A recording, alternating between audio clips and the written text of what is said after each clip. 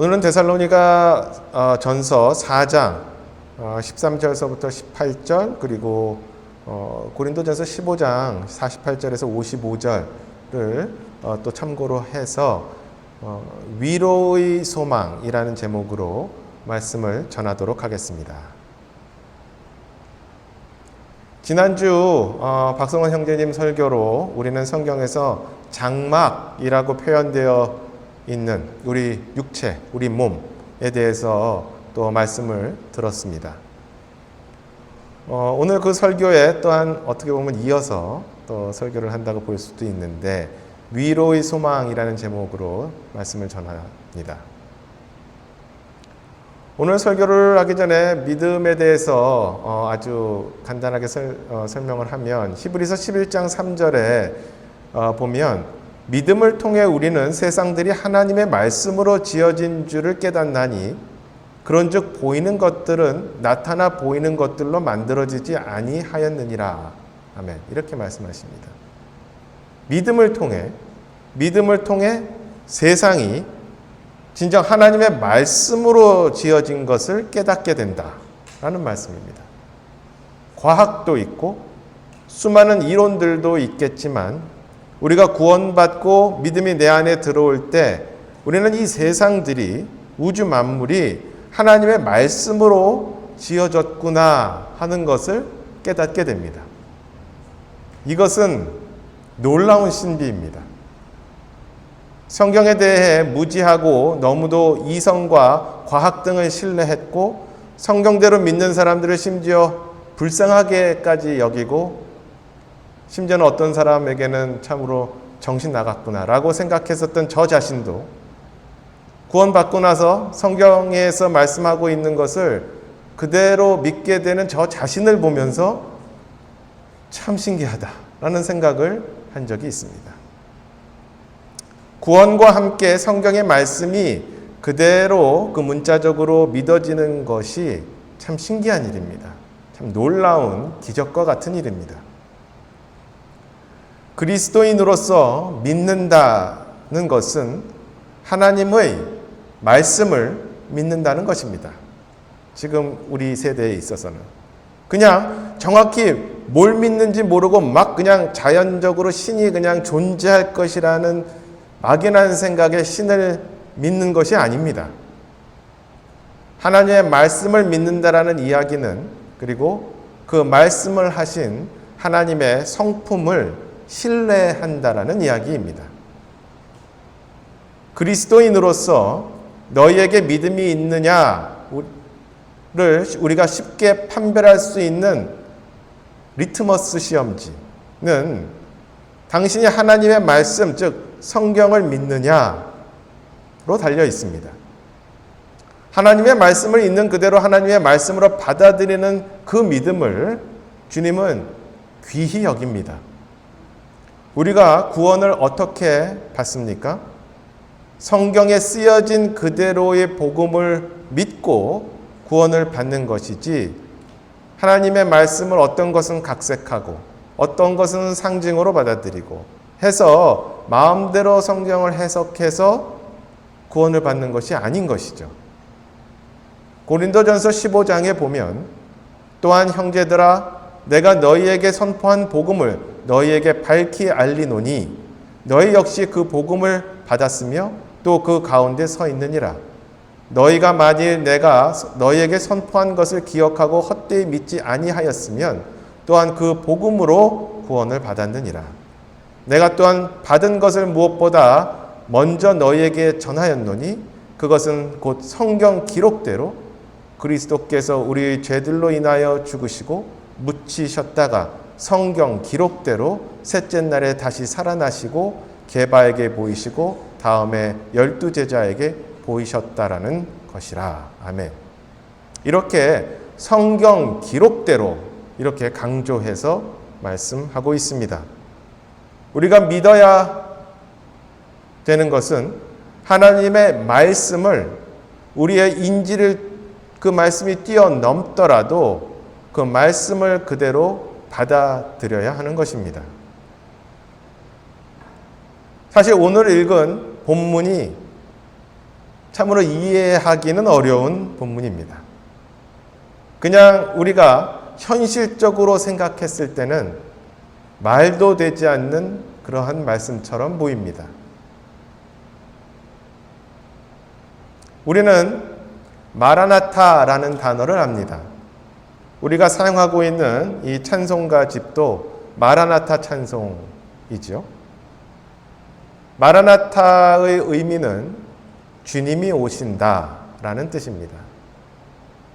이 마라나타는 초대교회에서 그래서 인사할 때 사용되었다고 합니다. 구원받은 성도들이 서로 만날 때나 헤어질 때 그들은 안녕하세요, 안녕히 가세요 라는 대신에 마라나타 하고 인사를 했다는 것이죠. 주님께서 오래 참으심으로 더 많은 사람이 구원받게 되기를 원하시고 또 한편으로 다시 오시게 되는 하나님의 때를 우리가 그렇게 또 기다리고 있는 것이고, 마라나타 주님이 오신다라는 사실은 성경에 의하면 임박한 사실인 것이고, 또한 언제든지 이루어질 수 있는 성경에 기록된 미래의 사건입니다.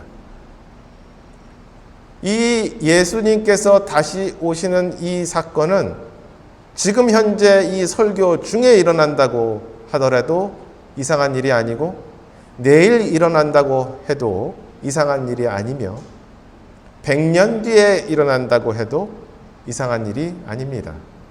이때는 주님 외에, 하나님 외에 아무도 모르지만 언제 일어난다 하더라도 그것에 대해 누구도 반기를 또한 들 수도 없습니다. 오늘의 본문 데살로니가 전서 4장과 고린도전서 15장은 신약에서 예수 그리스도께서 공중에 다시 오심에 대해서 설명하는 구절들이 있습니다. 사람들은 종종 오늘 말씀되어질 주님의 공중에 다시 오심, 소위 휴거라는 사건과 그리스도의 이 땅에 다시 오심, 소위 지상재림에 대해서 종종 섞어서 혼돈을 합니다. 이 둘은 성경적으로 분명히 구별된 두 개의 다른 사건입니다. 간단히 말씀드리면 복습 차원에서 예수 그리스도의 공중에 다시 오심, 휴거는 그리스도께서 공중에 오늘 읽은 것처럼 공중에 오셔서 구원받은 사람들을 데리고 가시는 그 사건입니다.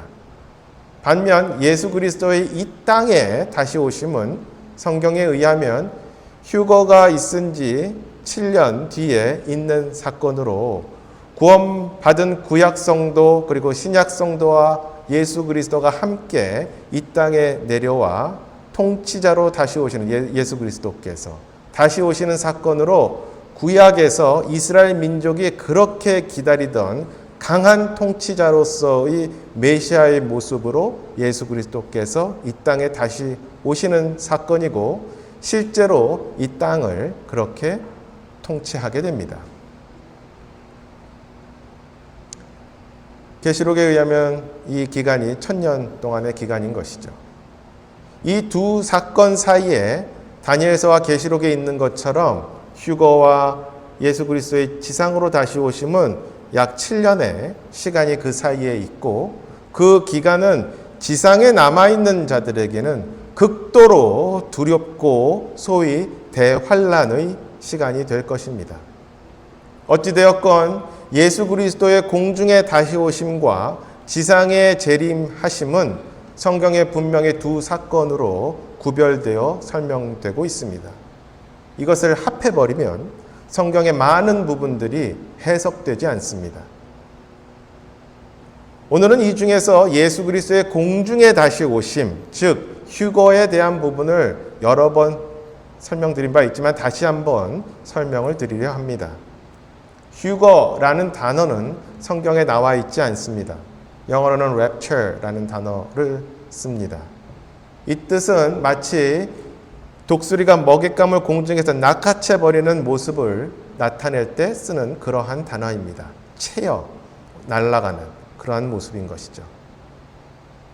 이 휴거의 때는 언제인지 우리는 알 수 없습니다. 성경에 나와 있지 않기 때문이죠. 이 때를 정확히 안다고 이야기한다면 이단입니다. 얼른 거기서 나오셔야 됩니다. 그러나 우리가 분명히 알 수 있는 것은 이 휴거를 통해 구원받은 성도들, 즉 교회가 공중에 들림을 받는다라는 것입니다. 그렇게 들림을 받게 되면 이 지구상에 교회, 즉 구원받은 사람들은 이 땅에 더 이상 남아있지 않게 되는 것이죠. 구원받았으니까 다 올라갔으니까. 그 순간이 미래에 어느 순간에 일어날지 모르지만 일어났는데 어떤 교회 안에 그 건물 안에 목사도 있고 많은 교회 회원이라는 사람들이 남아있다고 한다면 분명히 알 수 있는 사실은 그들은 교회를 다녔었지만 예수 그리스도의 복음으로 구원받지 못한 사람들이라는 것입니다. 이 사건이 일어날 때 구원받은 사람들은 어떤 일이 일어나는가? 제가 14절에서부터 16절을 다시 읽겠습니다. 우리가 예수님께서 죽으셨다가 다시 일어나셨음을 믿을진데 그와 같이 예수님 안에서 잠자는 자들도 하나님께서 그분과 함께 데려오시리라. 우리가 주의 말씀으로 너에게 이것을 말하노니 곧 주께서 오실 때까지 살아서 남아있는 우리가 결코 잠자는 자들보다 앞서지 못하리라. 주께서 호령과 천사장의 음성과 하나님의 나팔소리와 함께 신이 하늘로부터 내려오시리니 그리스도 안에서 죽은 자들이 먼저 일어나고. 아멘. 16절에 주께서 호령과 천사장의 음성과 하나님의 나팔소리가 순간 하늘로부터 들리게 됨을 우리는 경험할 것입니다. 구원받지 않은 사람들에게는 어쩌면 천둥소리처럼 들릴 수도 있습니다. 욥기 37장 5절을 보면 하나님께서는 자신의 음성으로 놀랍게 천둥소리를 내시며 또 우리가 이해할 수 없는 큰 일들을 행하시나니 등 얘기를 하면서 하나님의 음성을 어떤 사람들은 천둥소리로 듣는 경우들이 있어요. 이게 꼭 그렇게 될 것이다 라고 얘기한다기보다 그럴 수 있다라는 것을 말씀드립니다. 그러나 구원받은 사람들은 분명 그 순간 주님의 호령과 천사장의 음성과 하나님의 나팔소리를 명확하게 듣게 될 것이고 이것은 정확하게 나와 있지 않지만 어쩌면 아마도 나의 이름이 호명되며 올라오라는 그분의 명령을 듣게 될 것입니다. 그냥 그 순간을 상상해 보시기 바랍니다. 구원받은 자들에게만 보이는 놀라운 광경이 찰나의 순간이지만 하늘에 보이게 될 것입니다.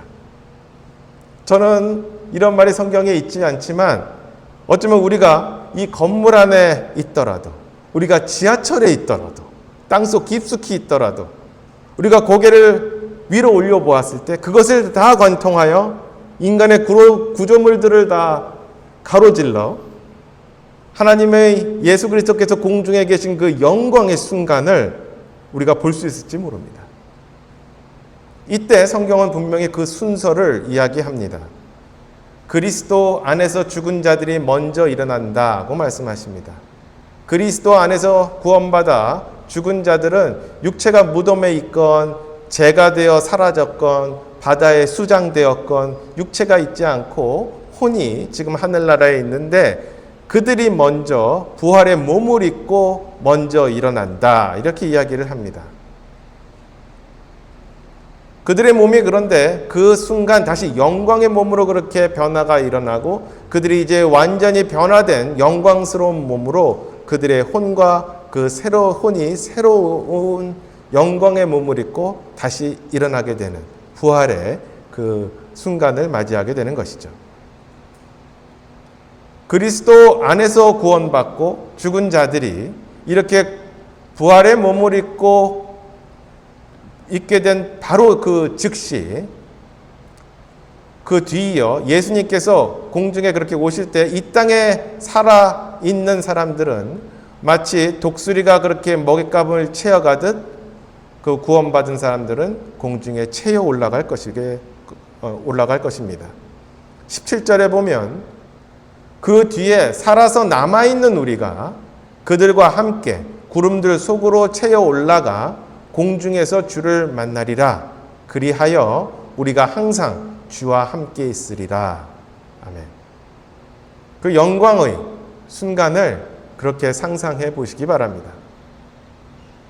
그 순간이 우리 쪽에서는 밤일지 낮일지 우리는 알 수 없지만 그 순간 주님의 호령과 천사장의 음성과 하나님의 나팔 소리를 들을 때 그 즉시 여러분은 성경에서 읽었던 아니면 오늘의 이 설교에서 들었던 이 순간이 이 순간이구나 하고 온몸의 전율을 느끼며 진정 기쁨의 순간을 만끽하게 될 것입니다. 몸이 변화되어 영광의 그 영원한 몸을 입는 것뿐만 아닙니다. 우리가 그렇게 사모하는, 우리가 그렇게 감사해하는,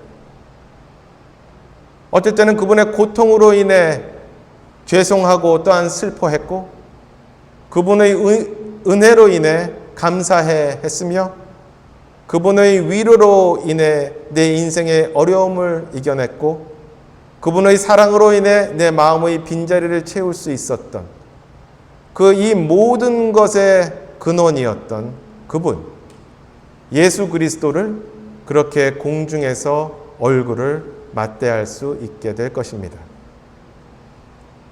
그분의 인자한 얼굴을, 그분의 사랑의 얼굴을, 그러나 우리를 위해 받으신 그 영광의 상처들을 우리는 보게 될 것입니다. 그 순간이 진정 얼마나 대단한 영광의 순간이겠습니까? 그러나 반면 이 영광스러운 순간을 맛보지 못하고 이 땅에 남아있게 되는 사람들과 그들이 앞으로 겪게 될 참담한 미래가 또한 얼마나 비참합니까? 그러기에 우리는 복음을 전해야 되는 것이죠. 먼저 그리스도 안에서 죽은 자와 이렇게 주님이 공중에 다시 오실 때 땅에서 살아있던 그리스도인들은 그들의 몸이 영광스러운 몸으로 바뀌게 됩니다. 죽지도 병들지도 않는 영광스러운 몸 말이죠.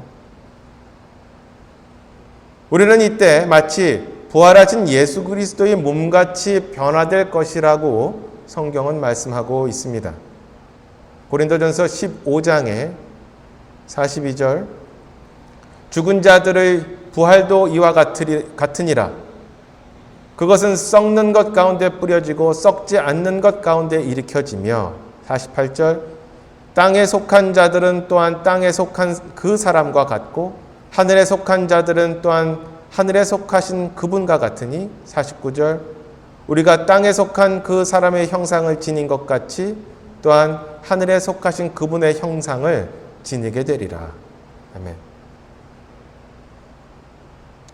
고린도전서 15장 또 51절 54절까지는 이렇게 이야기하고 있습니다. 보라 내가 너희에게 한 가지 신비를 보이노니 우리가 다 잠자지 아니하고 마지막 나팔 소리가 날 때에 눈 깜짝할 사이에 순식간에 다 변화되리라. 나팔 소리가 나매 죽은 자들이 썩지 아니할 것으로 일어나고 우리가 변화되리니 이 썩을 것이 반드시 썩지 아니함을 입고 이 죽을 것이 반드시 죽지 아니함을 입으리로다. 그리하여 이 썩을 것이 썩지 아니함을 입고 이 죽을 것이 죽지 아니함을 입을 때에는 기록된 바 사망이 승리 가운데 삼켜졌도다 하신 말씀이 성취되리라. 아멘. 이렇게 영광스러운 몸을 입게 된 그 순간 이후 구원받은 우리는 우리가 항상 주와 함께 있으리라고 약속하십니다. 주님은 진정 주님과 영원토록 함께 할 것이죠. 그래서 저희 목회의 가장 큰 목표는 사실 하나입니다. 언제인지 모르지만 바로 이 휴거의 사건이 일어나는 그 순간 우리 교회의 모든 성도가 한 명도 남김없이 모두 들려 올라가는 것입니다. 그러니 여러분, 오늘 옆에 계신 성도분들이 바로 이 땅에서만 같이 교제하는 분들이 아닙니다. 영원히 같이 교제할 그러한 성도분들입니다. 그것을 꼭 잊지 마시기 바랍니다. 혹시 주위에 구원받지 않으셨거나 구원의 확신이 없는 분이 계시다면 꼭 저나 형제님들이나 집사님께 꼭 알려주시기 바랍니다. 그러면 이 언제일지 모르는 이 순간이 올 때까지 우리는 무엇을 해야 하는가? 첫째, 우리는 그 기쁘고 영광스러운 순간을 고대해야 됩니다. 디모데후서 4장 8절에 이렇게 쓰여 있습니다. 이후로는 나를 위하여 의의 관이 예비되어 있나니 주 곧 의로우신 심판자께서 그 날에 그것을 내게 주실 것이요 내게만 뿐만 아니라 그분의 나타나심을 사랑하는 모든 자들에게도 주시리라. 예수 그리스도께서 다시 오심을 사모하는 자들에게 의의 관이 예비되어 있다고 말씀하십니다. 이 얼마나 영광스러운 순간이겠습니까? 또한 이 베마의 자리에서, 보상의 자리에서 얻게 되는 이 왕관이 또한 얼마나 그것을 받게 될 때 영광스러운 순간이 되겠습니까? 지금 올림픽이 진행되고 있는데 올림픽의 시상대처럼 우리는 주님을 공중에서 뵌 뒤에 있게 되는 그리스도의 심판석에서 이러한 보상을 받게 될 것입니다. 우리는 그러한 영광의 순간을, 기쁨의 순간을 고대하며 기다리며 매일매일 주님이 다시 오심을 기다리며 우리는 삶을 살아야 됩니다. 두 번째, 우리는 분명히 영적으로 깨어 있어야 합니다. 우리는 이 영광의 순간이 기쁜 반면 한편으로는 부끄러울 수도 있습니다. 구원받은 후 우리가 영적으로 마치 죽은 사람처럼, 구원받았지만 마치 죽은 사람처럼 살다가 주님을 뵙게 되면 얼마나 그것이 부끄러운 그러한 구원이 되겠습니까? 그것은 마치 헤이스팅스를 가다 보면 수많은 홈리스들과 약에 쩌든 사람들을 보게 되는데 그들은 죽진 않았잖아요. 살아있지만 사실 죽은 것과 다름없는 삶을 살고 있지 않습니까? 영적으로도 우리는 그렇게 될 수 있습니다. 예수 그리스도를 구원자로 받아들이고 구원은 받았지만 사실 그 후의 삶이 죽은 자나 다름없는 부끄러운 그리스도인들일 수 있습니다. 요한일서 2장 28절에 어린 자녀들아 이제 그분 안에 거하라. 이것은 그분께서 나타나실 때에 우리가 확신을 가지게 하려 함이요 또 그분께서 오실 때에 우리가 그분 앞에서 부끄러움을 당하지 아니하게 하려 함이라. 아멘. 우리는 부끄러움을 당할 수 있다라는 얘기죠. 예수 그리스도께서 다시 올 때. 그러니 우리는 영적으로 깨어 있어야 됩니다. 참으로 예수 그리스도께서 다시 오신다는 것을 믿는다면, 그것도 언제든 오실 수 있다는 것을 진정 믿는다면 주님이 오셨을 때 참으로 부끄럽지 않도록 우리의 믿음 생활을 해야 되겠죠. 어렵지만 요한일서 3장 2절에 사랑하는 자들아 이제 우리는 하나님의 아들들이니라. 우리가 앞으로 어떻게 될지는 아직 나타나지 아니하였으되 그분께서 나타나시면 우리가 그분과 같이 갖게 될 줄 아노니 이는 우리가 그분께서 계신 그대로 볼 것이기 때문이라. 그분 안에서 이 소망을 가진 자마다 그분께서 순결하신 것 같이 자기를 순결하게 하느니라. 그렇게 순결하게 주님을 영적으로 깨어서 기다려야 되는 것이죠. 성경은 그분과 같이 우리가 변화될 것인데 그분이 순결한 것 같이 우리도 순결해야 함을 이야기합니다. 완전하지는 않을 수 있어도 우리는 주님의 순결함을 주님 오실 때까지 그렇게 또한 따라야 합니다. 셋째, 이렇게 예수 그리스도께서 공중에 다시 오시는 것을 고대하며 우리는 모두 서로를 위로하고 스스로 위로를 받아야 합니다. 오늘 구절 중에 18절, 그러므로 이 말씀들로 서로 위로하라 라고 말씀하십니다. 혹시 지금 삶이 힘드십니까? 그때 주님이 언제든 곧 다시 오셔서 구원받은 나를 데리고 가신다라는 그 사실이 우리에게 힘이 되고 있습니까? 그때 새 몸을 입은 나는 몸이 아픈 것도 없고 금전적인 압박이 큰 것도 없고 압박도 없고 나를 괴롭히는 사람이 있다는 것도 이젠 더 이상 없고 의미도 없고 전쟁 걱정도 없고 그 어느 걱정도 없는 완전한 상태에 우리는 가게 될 것입니다. 그러기에 우리의 삶이 힘들고 고통스러울 때에 서로를 위로하고 스스로를 위로할 수 있는 말이 바로 마라나타라는 것입니다. 진정 수많은 그리스도인들이 끝까지 인내하며 어려운 시기를 견딜 수 있었던 것은 믿음을 잃지 않고 가장 그 큰 이유 중에 하나는 바로 예수 그리스도께서 언제든 다시 오신다라는 그 소망이 그들을 그렇게 강하게 붙들었기 때문입니다. 영국의 탐험가 어네스트 셰클턴이라는 사람이 남극을 이렇게 탐사할 때 그는 엘리펀트 아일랜드라는 곳에 그의 부대원들을 남겨두고 떠나야만 했습니다. 다시 곧 돌아오겠다는 약속을 한 채 떠났습니다.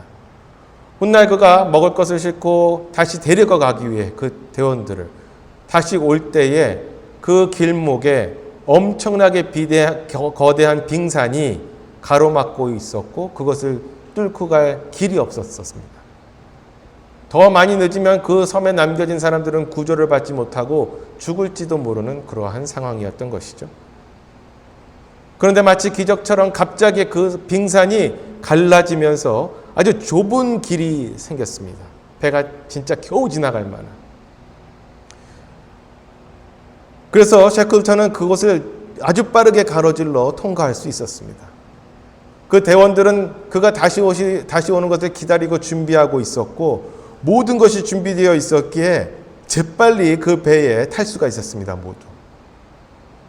그 배가 대원들을 싣고 빙산을 다시 빠져나와서 나온 순간 곧 이어서 빙산이 닫히게 됩니다. 마치 드라마처럼. 정말 찰나의 순간이었습니다.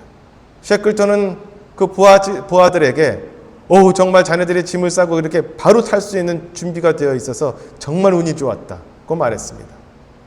그러자 그들이 대답합니다. 우리는 희망을 놓지 않고 있었습니다.